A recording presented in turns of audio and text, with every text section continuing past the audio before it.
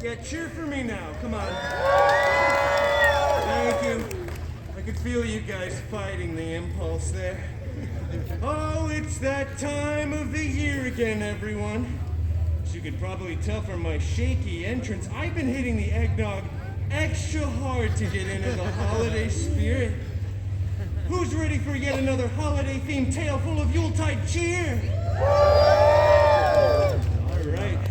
You know you guys don't have to give me a standing ovation this long. You guys can sit if you'd like. No, I'm kidding. It's wet on the floor. Please, thank you, Jonathan. Yeah, no. Heard of a white Christmas before, but not a wet one. But honestly, I'm not opposed. Anyway, today's story is a classic holiday tale filled with good and evil. A bunch of creepy gravestones, hideous mutants, a very nice four-poster bed, and, you know what, a lot of spooky ghosts. I'm just saying all this out loud. It's making me think this is kind of a dark story for a Christmas tale.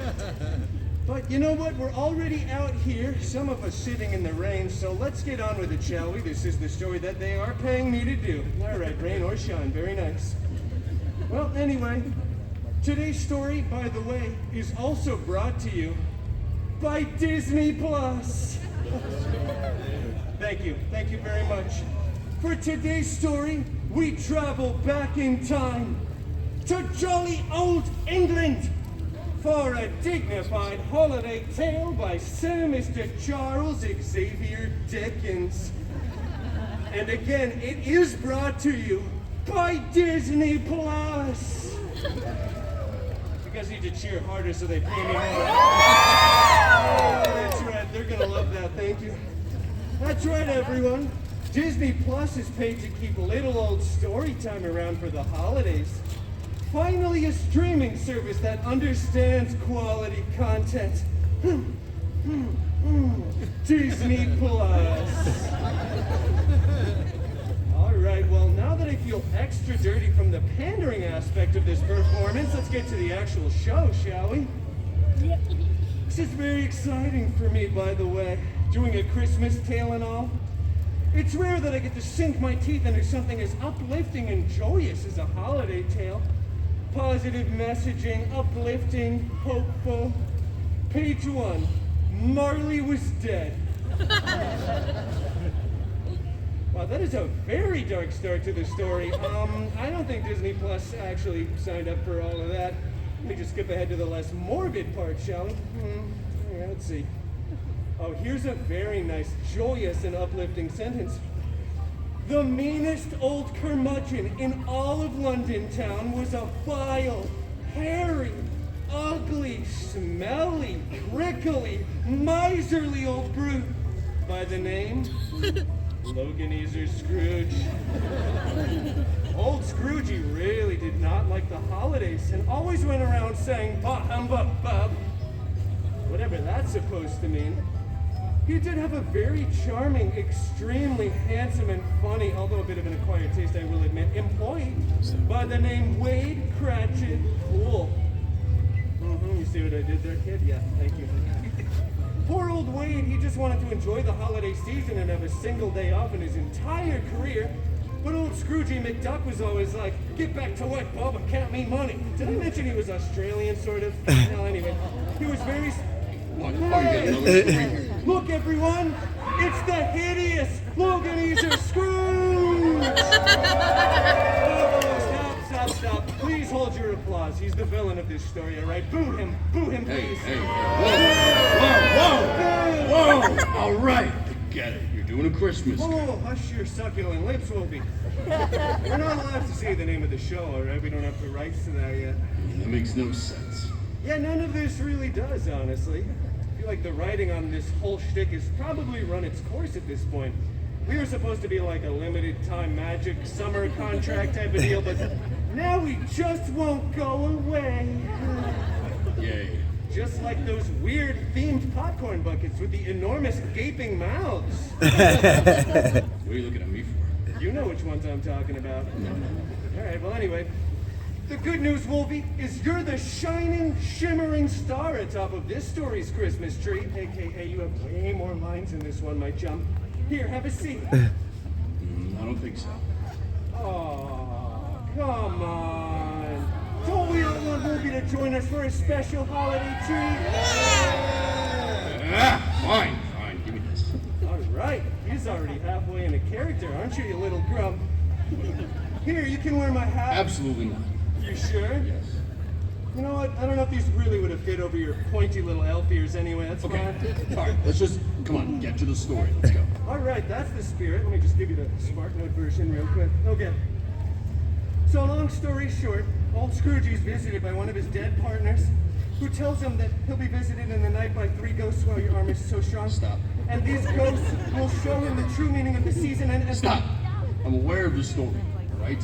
One ghost tells Scrooge he needs to learn to accept the past. The other ghost tells... Whoa, easy there, my chum. We got a few minutes to fill here, all right? Kind of dealing with a minimum time requirement thing, all right? Right. Sure, the fourth ghost shows Scroogey his sad past. His sad origins, if you will. No. And then the ghost of Christmas present shows up, and it's just this giant child-minded figure, way larger than a normal man should be, with a body made completely out of metal and a very obnoxious Russian accent that sounded a little something like this. Hello, Kanizar Scrooge! Is that supposed to be Colossus? Yes. Gaze upon the Karachitpul family and see your shame. Just look at all that shame out there. Yeah, I see the shame. He shows them a picture of a beautiful Cratchit Pool family living in a small but humble studio apartment off of Pico and Crenshaw.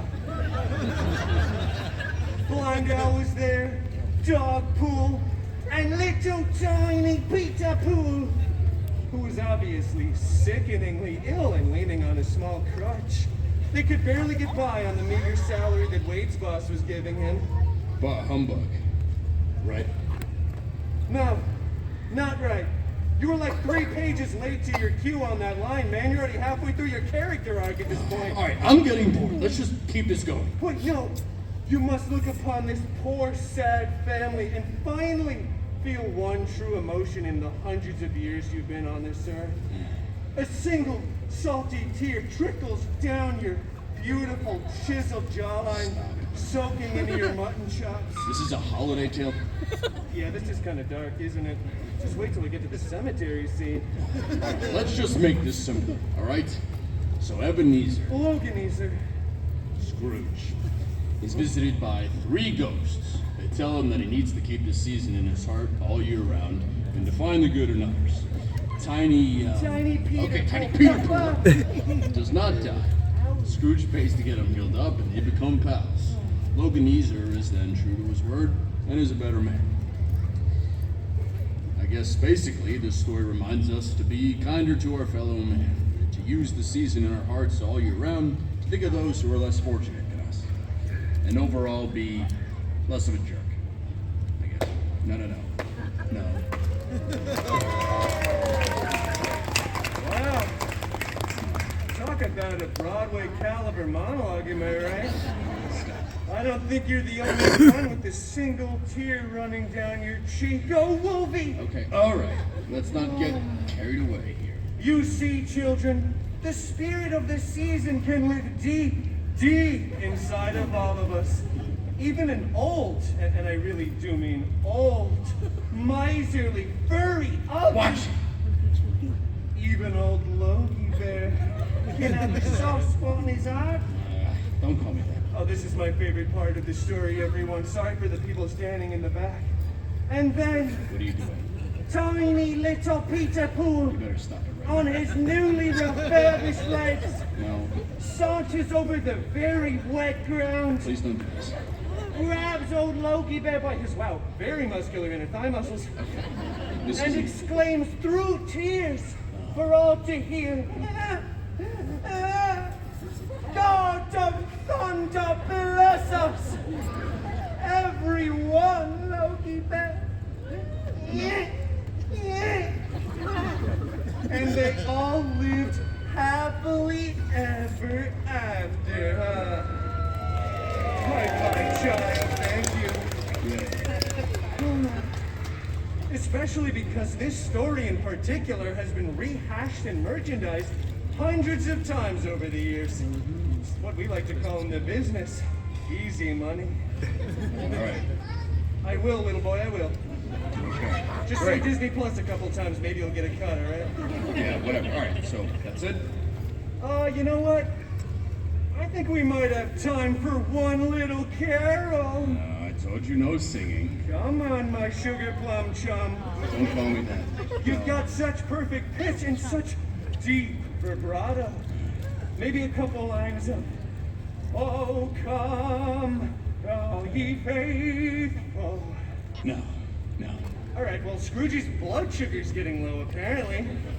Maybe we should get you some hot peppermint cocoa, huh, Wolfie? Maybe some cookie num-nums for your tum-tum, huh? You like that, Wolfie Bale, huh? All right. Well, I just wanted to thank you all for coming.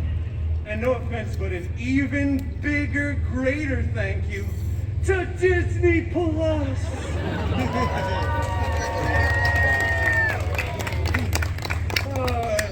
Check out all the quality programming, only available now on Disney Plus. Happy holidays, everyone. Wolfie? Bah humbug, Bob. Oh, Wolfie. Just kidding. Happy holidays, everyone. He does care. I don't care. He does. Get on the horse. Come on, Joe Finger, we ride. Oh, just think, everyone, if it wasn't for Disney Plus, none of us would be here. Why do you keep saying Disney Plus? Oh, you just said it too. Your paycheck just got a little fatter, my chum. That's like, What a magical day. look at this guy. Thank you so much, little Deadpool. Thank you. Oh, I'm your biggest fan, random child. Thank you.